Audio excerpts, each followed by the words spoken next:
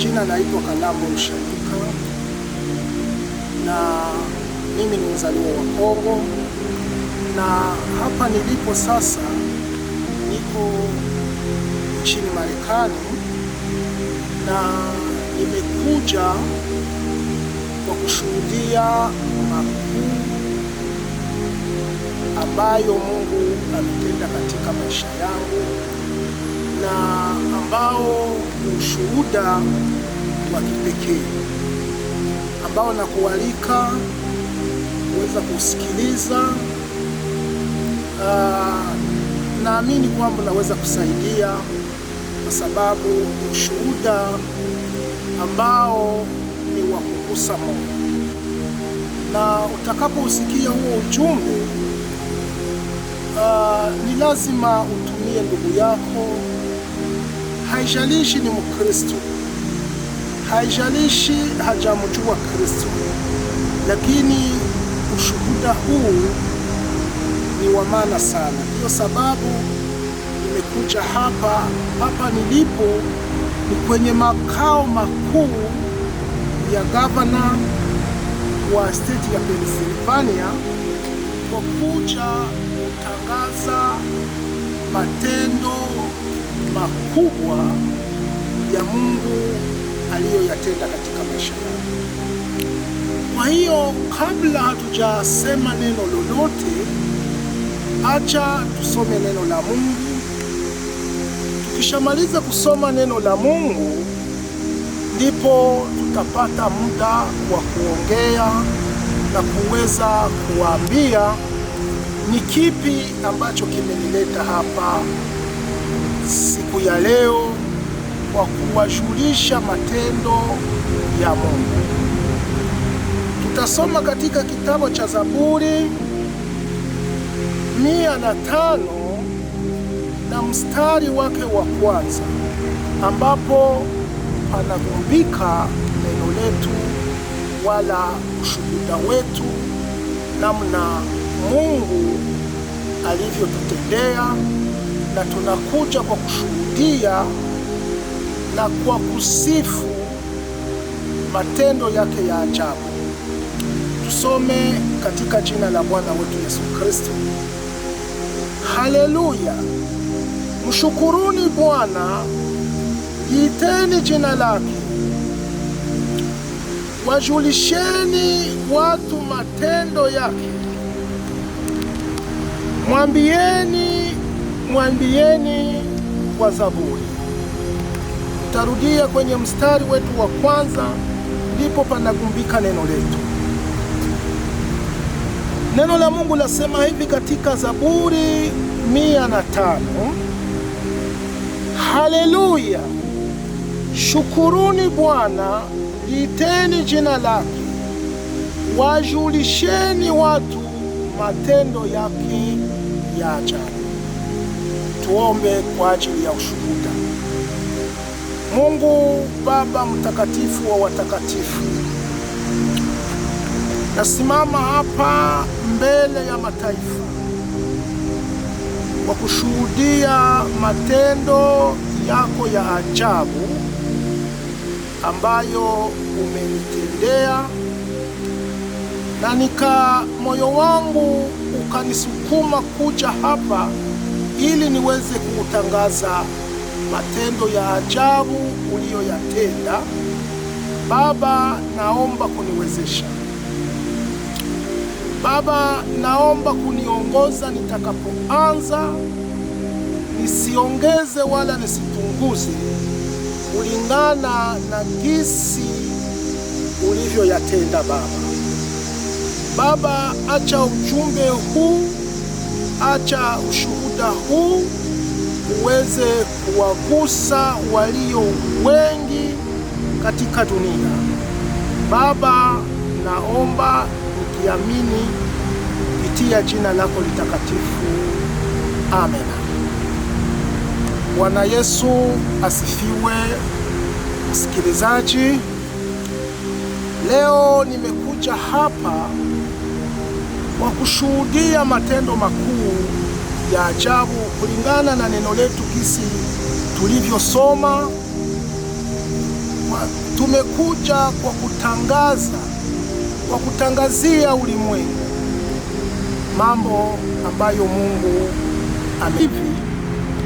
Mimi nimenusurika mara 4 kuponea chupuchupu, nikifika kabisa ile kiwango ambacho nasema kwamba maisha yangu yanakomea hapa.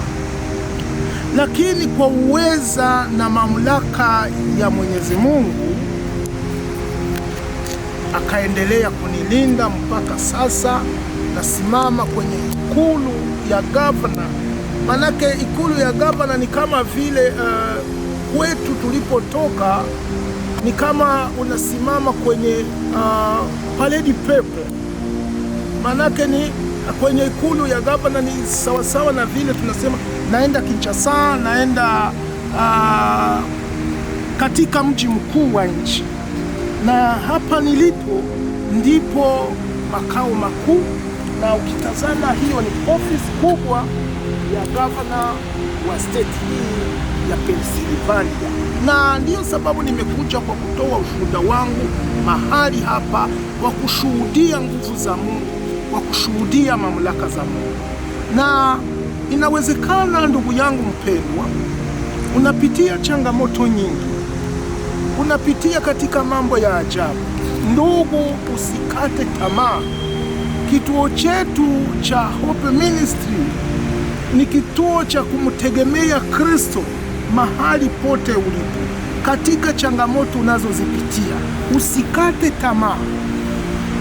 Jaribu kuendelea na kumwamini Kristo na kumtegemea katika kila jambo. Yeye ni muweza wa yote. Yeye hashindwi na lolote. Kwa hiyo ujumbe wangu wala ushuhuda wangu nimeleta hapa leo, tangu mwaka wa 1997 mwezi wa pili, Mungu ameniokoa na watu waovu ambao waliua familia yetu yote wakamaliza. Mungu akaniokoa, nikapona kwa muujiza wa Mungu.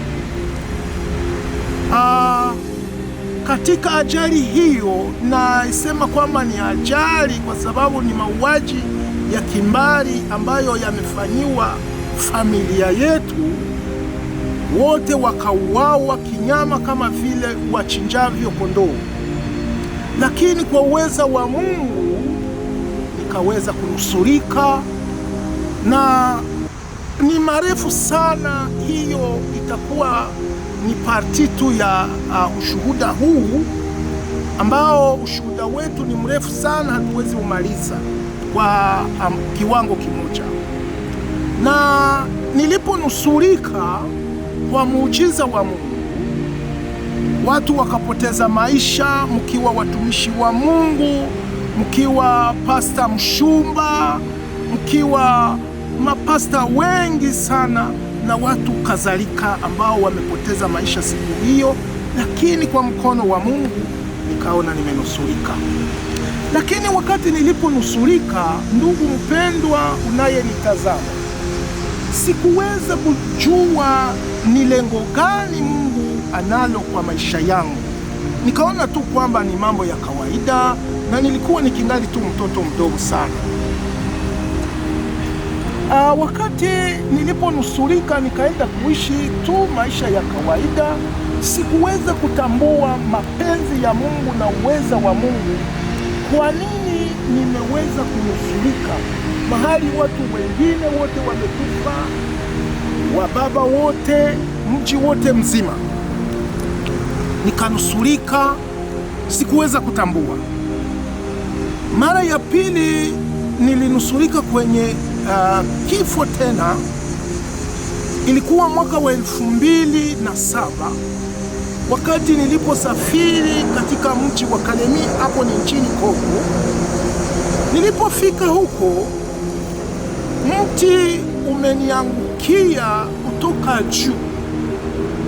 Cha ajabu, mti haukuweza kupiga kichwani, hakuweza kupiga ubavuni, lakini cha ajabu, kwa mapenzi ya Mungu, mti kutoka juu ukaja ukanipiga hapa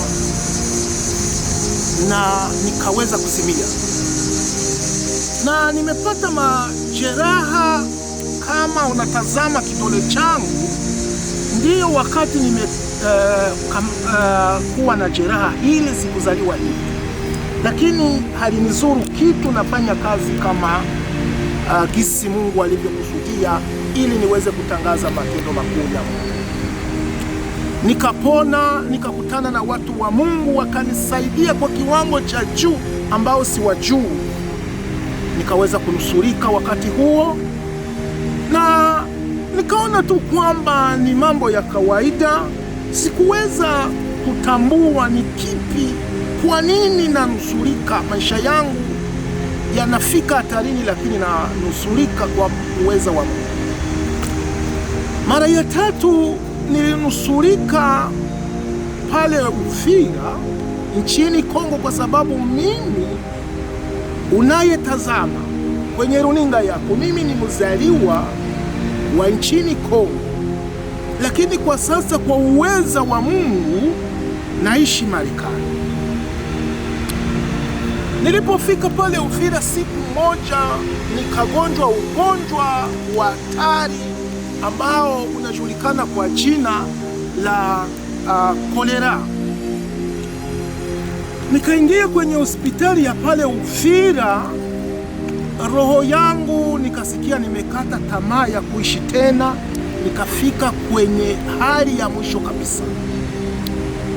Lakini nilipoingia hapo kwenye hospitali, Mungu, nikaingia, wakati nilipoingia nikaomba Mungu, kwa sababu mimi ni mtu aliyeokoka, na muamini Kristo, na mpenda Kristo, na simwamini kwa bure, kwa sababu ameniondoa,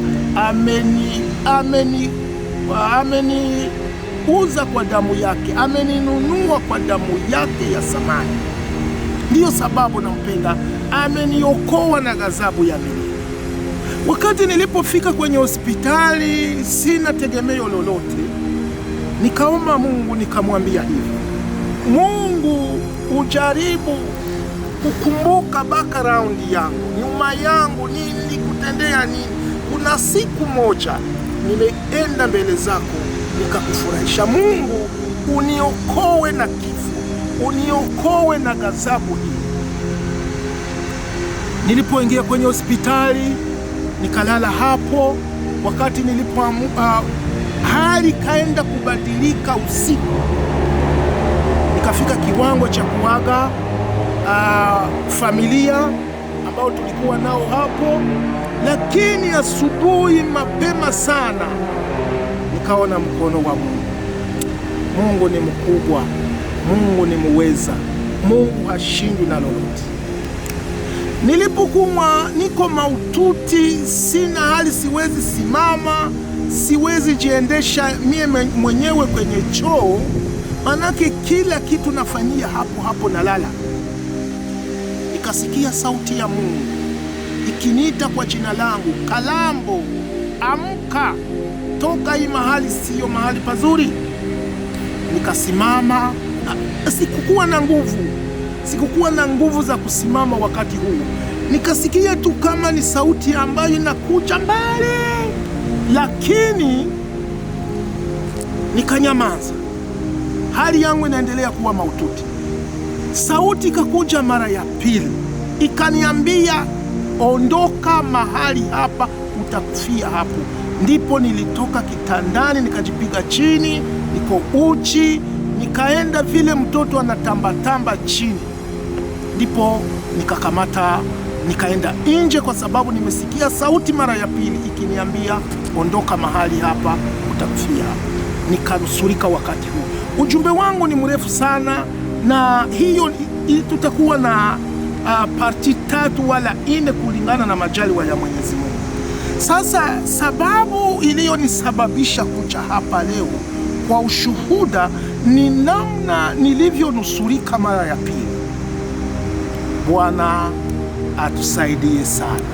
namna nilivyonusurika mara ya 4 mara ya 4, wakati ndipo sasa nikatambua mapenzi ya Mungu.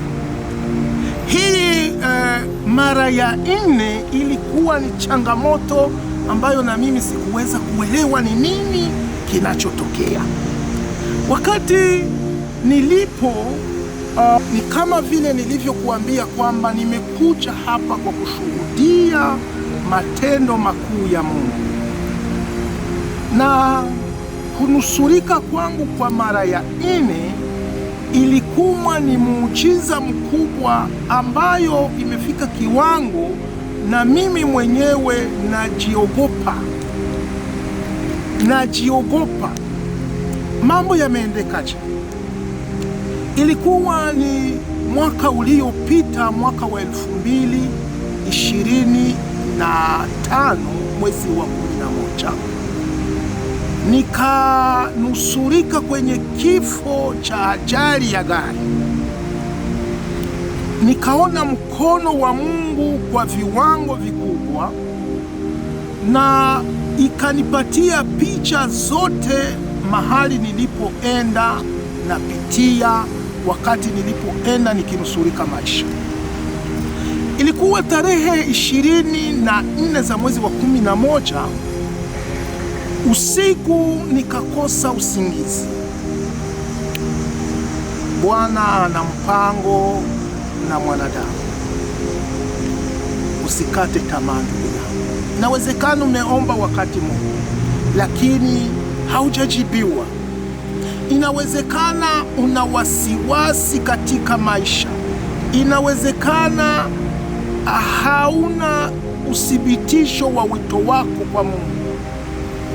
Jaribu kunifuata, jaribu kunisikiliza hata mwisho wa ujumbe huu, wa ushuhuda huu. Nilipoamka nakosa usingizi usiku, muda wa saa 7 za usiku, nikaamuka, nikaanza maombi, nikatubu.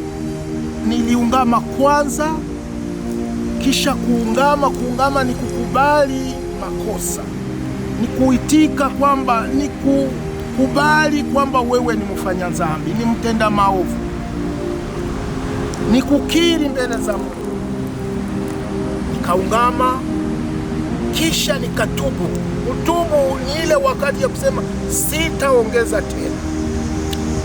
Na naweza kuambia hata wewe ambao unayenisikiliza, iwe ni njia moja ya kuweza kumfikia, kumuomba Mungu wakati unapitia changamoto nyingi.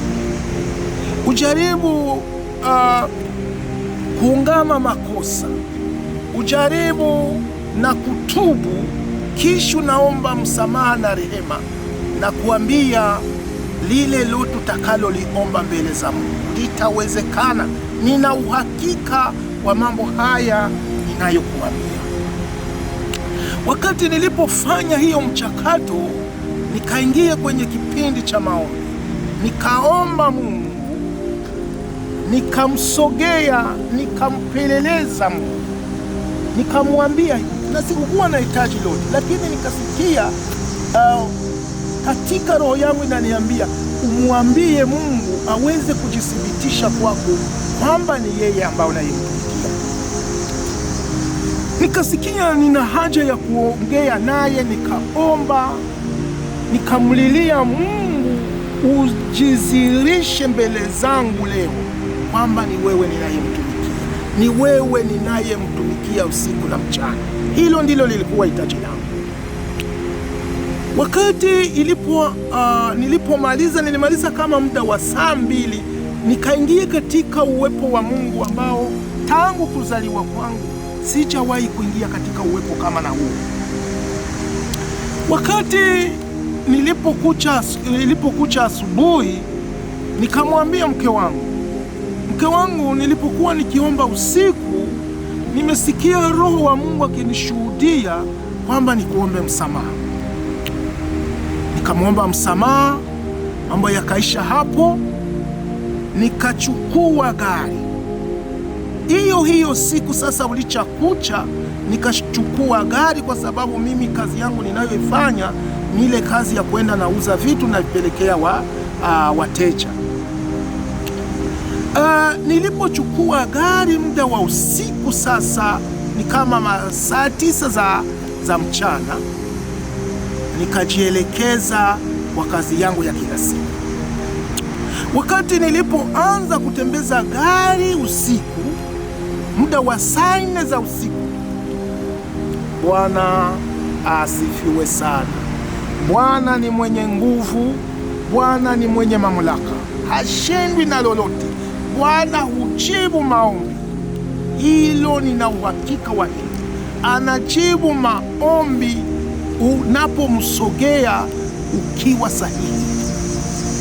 Wakati nilipokuwa nikitembeza gari mida za saa 4 za usiku sasa, lakini ni hiyo siku moja, wakati nilipokuwa kwenye barabara mpori kabisa, mpori, hakuna watu wengine, sijui mambo yameendeka je, nikapoteza kontrole ya gari na gisi mnavyoiona hapo, na picha utaiona hapo kwenye video yako, kwenye ice cream yako. Wakati nilipokuwa nikitembeza gari usiku, nikapoteza kontrole ya gari, nikakuya jikuta gari na pinduka, pine za gari ziko juu, nikafungiwa humo ndani, sina pa kutoka, sina pa kuita, sina namba za dharura wakati huu, na sina kitu chochote ambacho kinaweza nisaidia wakati huu, na nilikuwa na simu 2. Unisikilize ndugu mpendwa, Mungu ni mkuu. Mungu hufanya miujiza pale unaona kwamba mambo hayawezekani tena. Hapo ndipo nguvu zake na mamlaka zake anajionyesha, mimi ndimi Mungu. Nakumbuka wana wa Israeli walipofika jangwani, wanapokaribia kuvuka, wakati familia wa Farao, watu wa Farao, serikali ya Farao ikiwafuata, walimlilia Mungu, wakaona kwamba mambo yamekwisha. Lakini Bwana amefanya njia katika bahari pakavu, ambapo mambo naona kwamba hayawezekani. Hapo ndipo uweza wa Mungu, wana wa Mungu wakavuka hapo katika nchi kavu kwa uweza wa Mungu. Wakati nilipofungiwa humo ndani ya gari, gari yote imeharibika, hakuna kitu kimoja kilichosalia, pine za gari ziko juu. Nilikuwa na simu 2. Sikiliza mtu wa Mungu, sikiliza maajabu ya Mungu. Katika zile simu 2 nilikuwa nazo, moja ambayo nilikuwa natumikisha kama GPS. GPS ni hali unatia kwenye simu yako, inaenda na kuongoza kwenye utaenda fasi yoyote, mambo kama na yale.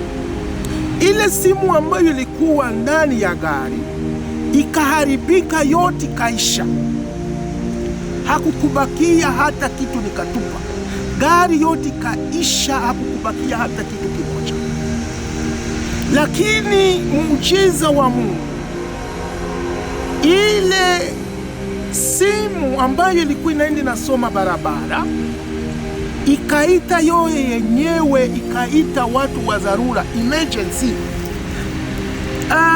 Sawa muda wa dakika 3 wala 2 hivi, siwezi jaribu kukamata hiyo muda vizuri kwa sababu nilikuwa katika hali ya sitofahamu, lakini wakati mdogo tu wakafika pale. Ni simu tu njoo imewaita, sikuitumikisha kwa sababu nilikuwa nafungiwa na vyuma katikati ya gari, sina namna yoyote. Wakati polisi ilipofika hapo, ndiyo imekuja nayo, hakuna ingine uwezo wowote ambao walikuwa nayo, walikuwa na hama yao, ndipo wamepiga huku nyuma ya gari chuma huku, chuma kikapasuka, milango yote imefungwa, ndipo nikaweza kutoka mle ndani. Bwana Yesu asifiwe sana. Nikatoka mle ndani, nikapelekwa hospitalini, wakanifanyia examen zote za matibabu iwezekanavyo, na nilikuwa na presha kubwa kwa sababu hali yangu haikuwa mzuri. Lakini wakati waliporudi ikabidi niweze kuwauliza, akili zangu, fahamu zangu zikanirudia tena. Nikawauliza, resulta zimekuja aje, matukio yametukia? Wakasema hivi, haukuumia fasi yoyote. Bwana Yesu asifiwe sana.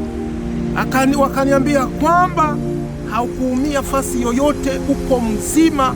Hiyo udhaifu nayosikia, hiyo pressure nayosikia ni kwa sababu roho imeshituka. Wakati niliposikia hiyo, sikuweza kukubali.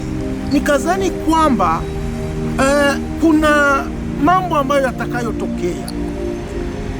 Nikaenda nyumbani, nikarudi nyumbani. Wakati nilipofika nyumbani, nikakaa nyumbani pamoja na familia yangu yote, tukashukuru Mungu kwa sababu ametunusuru, ametulinda, ametushindia kifo. Wakati nilipolala, nikaanza kutathmini namna tukio lilivyotukia. Wakati nilipoanza kutathmini namna tukio lilivyotukia ndipo sasa nikakumbuka, kumbukumbu zangu zikaniambia huku nyuma, ni wewe ambaye umeomba jana Mungu ajizirishe kwako kwamba ni yeye unayemtumikia. Hakukupita siku, hapana. Ndipo Mungu akajizirisha kwa muujiza mkubwa, akanusuru maisha yangu kwenye kifo cha namna hiyo. Nikakubali, nikaitika kwamba kumbe maombi yangu Mungu ameyajibia kwa muujiza mkubwa kama na huu. Ndipo nikakubali kwamba nikafanya sasa tathmini ya tukio jinsi lilivyotukia, nikajaribu nini kilichotokea jana, nini mambo yameendeka namna gani tangu jana. Sasa ndipo nikagundua kwamba Mungu niliyemwomba jana, yeye ndiye amenijibu, kwa sababu namna alivyoniokoa katika ajali, namna hali yangu, namna gari yote imeisha, hakuna hata kitu kimoja kilichobakia, na mpaka hivi hiyo gari nimetupa, sikutosha hapo. Polisi imekuja ikachukua, ikaenda tupa kwenye yalala, vyuma vyote vikaisha. Lakini kwa muujiza wa Mungu, mwili wangu, nyama zangu, damu yangu haikuweza kuchangana na vyuma vya gari. Ndipo nikagundua kumbe na yale matukio yote, kumbe ilikuwa Mungu alikuwa anataka kunionyesha kwamba yeye ni Mungu, yeye anaweza, hashindwi na lolote. Cha ajabu, anajibu maombi unapomsali, unapomuomba katika hali ya kuwa uko sahihi. Nikakubali, mpaka hivi nasikia natembea katika uwepo wa Mungu, kwa sababu Mungu yuko pamoja nami. Na ndiyo sababu nimekuja kwenye Ikulu, ili niweze kutangazia ulimwengu wote mzima wanaonisikia. Haijalishi wewe ni nani, haijalishi ni Mkristo, haijalishi wewe sio Mkristo, haijalishi wewe ni Muislamu, haijalishi ni nani, uweze kusikia matendo ya Mungu ya ajabu. Sasa kwa kumaliza ushuhuda wetu, Baba mtakatifu wa watakatifu, na kushukuru kwa uweza na mamlaka zako Mungu, kwa sababu umeniwezesha nikaweza kusema tukio kwa kulitangazia ulimwengu kulingana na neno lako Mungu. Utangaze makuu na maajabu katika mataifa. Baba, nasema asante na shukurani, na kualika Kristo ujumbe huu yoyote atakayeusikia katika mitandao ya kijamii, uweze kumsaidia, uweze kumjenga kiroho, aweze kusikia matendo yako ya ajabu yenye nguvu, namna wewe kingali unafanya kazi tangu wakati wa zamani mpaka sasa. Wewe ni yule jana, wewe ni yule leo, wewe ni yule hata milele, na jina lako libarikiwe. Amena, amena.